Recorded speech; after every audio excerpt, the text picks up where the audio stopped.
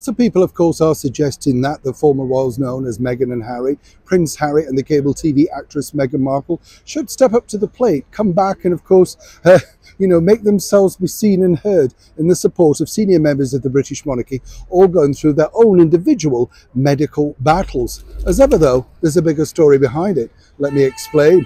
Hi, how are you? Nice to see you today. Thank you so much for joining me. Lovely to have your company on this nice day today. Well, it's slightly overcast, I know. Well, it's better than nothing, you know what I mean?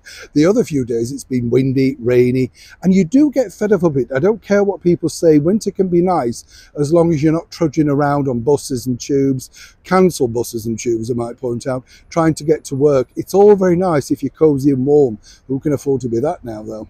Although, yes, I must share with you, I've got a lovely fleece. Yes, a nice fleece blanket.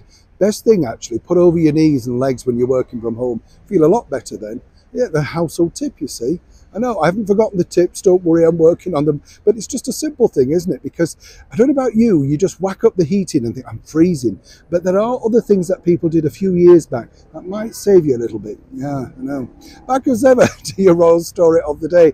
You may have wondered this, of course, and I've told you before, I find it incredible that people would want or even insist upon the return of Harry and Meghan back over here to offer, some might suggest, fake sympathy. I'm sure Catherine, the Princess of Wales, would not want that at the London clinic. No two ways about it. But what is fascinating really is this, because what's emerged, and the trouble with Prince Harry is he's a bit loose-lipped, there's no two ways about it. He talks to too many people about too many topics. Maybe he does want them to get out there, at events that he's left alone to. Maybe Meghan Markle, with the alleged infamous claw, digs those nails in to remind him that he shouldn't be speaking so openly.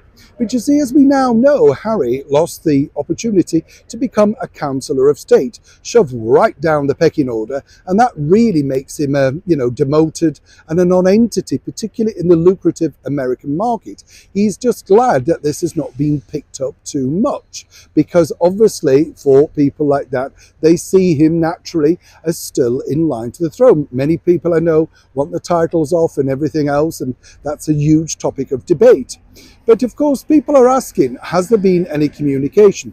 And we told you here on the channel, first and exclusive, no, there's still no communication from Harry to his father. As ever, we have to say allegedly, but truly, no communication at all. This is all to do with him sulking and being rather, shall we say, petulant and childish regarding that said demotion of Councillor of State. But more importantly, it all focuses back to one thing, and as ever, it often is, Meghan Markle. He still believes, alongside her, that they are owed a very big and vast public apology for the way that they were treated during their short tenure within the British monarchy. And apparently, until that comes forward, or some indication of that, from His Majesty the King, and indeed Queen Camilla, then simply it's no dice. As he pointed out allegedly recently, don't you want to see your grandchildren again? Well, blackmailing gets nobody anywhere, does it? And seemingly, even His Majesty the King, with all of the problems that are engulfing him right now, with senior members of the monarchy, being not on top form, as it were, and Harry, let me tell you, is fuming. Neil Sean in the very heart of London.